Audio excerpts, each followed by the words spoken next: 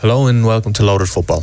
In this video, I'm going to have a look at this weekend's Premier League fixtures and discuss the betting markets. See if there's any potential value out there. I have created my own betting markets as I suppose like my own fair value and done up my own odds and just to see what my opinion is, where I think the value in the market is, how I see the market going, how I believe I'm going to capitalise this weekend. So we'll jump into it. Brighton versus West Brom. In my opinion, Brighton are a fair bit overvalued for this game. I believe 2.9 is about fair value, so 2.76 is short. I'm happy to take Brighton on at 2.76 for a couple of reasons. Obviously, quite simply, they're too short in the market here. The opening three fixtures confirmed a lot of worries people had with Brighton, and that's where they're going to get their goals. Ben Murray scored the majority of their goals last year, was a really big player for them, but he's not Premiership class, and Brighton haven't signed anyone to replace his goals. I think Newton should have done a lot more to sign a striker pre-season. I believed since the start of the campaign Brighton will be relegated if they keep Chris, and I'm still of that opinion. I'm also quite happy to take Brighton on against a West Brom side who are always progressing, usually under the radar under Tony Pulis. The second reason I'm happy to take Brighton on is because of how I see this game unfolding. I think Brighton will struggle to break down West Brom. West Brom conceded one goal in the opening three games, and Brighton haven't scored one. West Brom's goal they conceded was down to a defensive error. That won't happen often. This will be a tactical affair and most probably a low scoring affair, so I'm happy to hold a position on Brighton going into the game, firmly believing that I will be able to back them at a bigger price in running than I laid them before the game started. Man City versus Liverpool.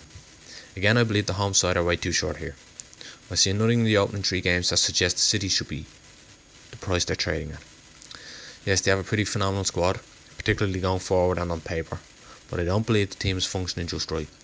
It looks imbalanced, and I believe the layers are wrong here. Liverpool are coming off the back of an excellent win against the poor Arsenal side, but their attack was deadly, and I see Man City playing into their hands and being caught on the counter-attack. Happy again to lay the home side with the potential opportunity to trade out at greater odds in running. Burnley versus Crystal Palace. Crystal Palace are in an awful state and I don't see the manager turning it around. De Boer had a horrific spell in charge of Inter a short time back and I see his time at Palace going the same way.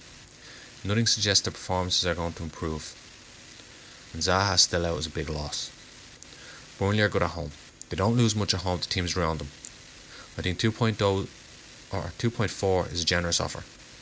Much happier to lay Crystal Palace here though. Therefore I have Palace available to lay at 3.5 and I love that price. I'm happy to lay down to 3.75. Again, the option to buy back in running adds value, but I'd be happy to hold this bet for 90 minutes. It's actually my opinion that come match day, come 3 o'clock when that game's kicking off, well that game actually kicks off on the Sunday.